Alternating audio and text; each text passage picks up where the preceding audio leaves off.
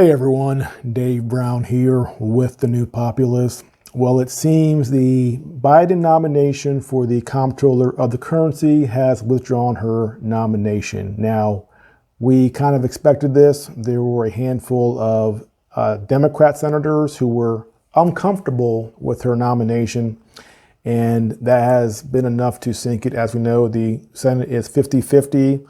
All it takes is one defector on the Democrat side for a nomination to fail. There were 4 or 5 that were uncomfortable with her, and so she is out, and that is a good thing. Now, I don't want to give them too much credit. I don't think their reasonings for being against her were necessarily altruistic. We do know that the banking industry has their tentacles in both parties, and when you say things like you think that all private bank accounts should be transferred to the Federal Reserve System, that gets the bankers pretty nervous, and you are undermining their entire industry. So again, it's not a surprise that she's out. Now, how is the media portraying her nomination withdrawal? And one of the things I was worried about was when Senator Kennedy said that he didn't know if to call her professor or comrade, that they would focus on this and say that we're being McCarthyites and we're accusing her of being a communist when she's not a communist. And of course, that's how the media is portraying this. The New York Times in a tweet said this: Saule Omarova, a Cornell law professor whom President Biden picked for a key banking regulator job, is withdrawn from consideration for the post. Banking lobbyists and Republicans painted her as a communist because she was born in the Soviet Union. Now, that doesn't give the complete picture. She wrote a thesis paper as an undergrad about the Marxist economic system. And again, when she was in the Soviet Union, she did lack academic freedom, so we can't necessarily hold that against her. But as Senator Scott showed during the hearings, our opposition to her is because of her more current positions that are very radical. And I don't think she's a communist. We always have a tendency to call anybody who's a radical leftist, especially if they're from China or the Soviet Union or former Soviet Union, we call them communist. By definition, she is not a communist. I prefer to call her a radical authoritarian socialist.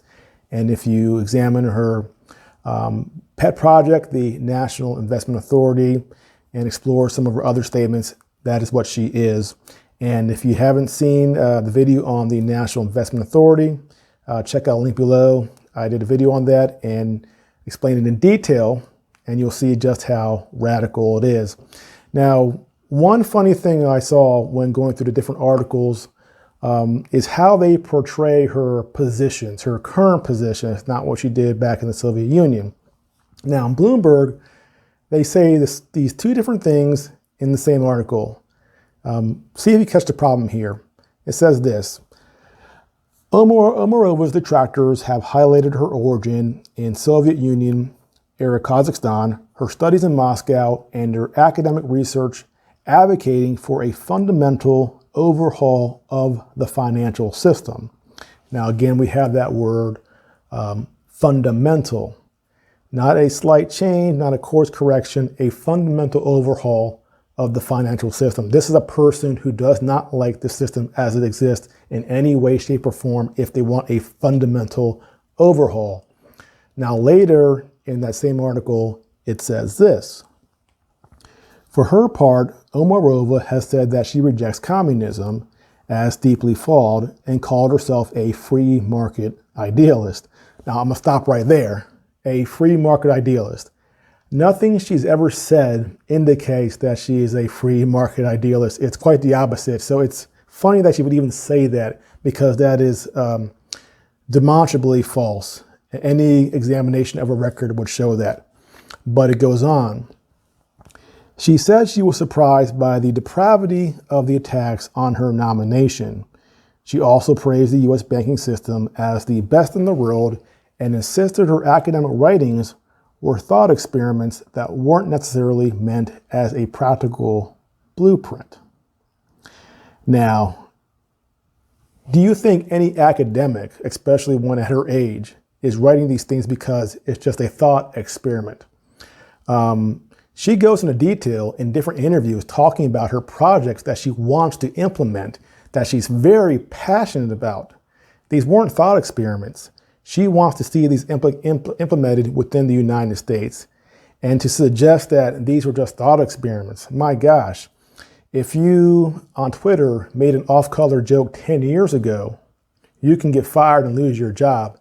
But a person who wants to be in this very important post within the United States government is saying that all of her academic writings were just thought experiments and they weren't to be taken seriously as something that she wanted to implement. That's just completely phony and bogus, and she's frankly full of crap there. And in the New York Times, however, it says this, which goes in opposition to the two other things they said in Bloomberg.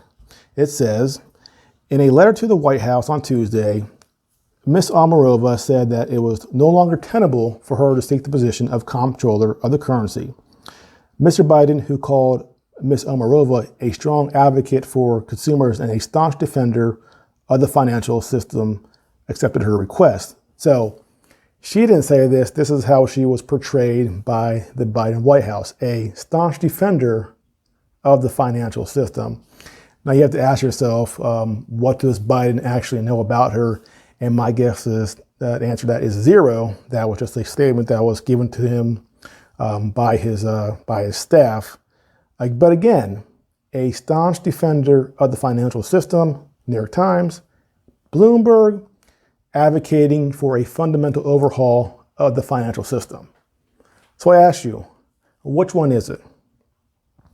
And we know which one it is because before she was nominated, we can look back at what she said when she didn't think the spotlight was on her. She didn't know 2 or 3 years ago that she might be up for this position. So that is when that person is honest.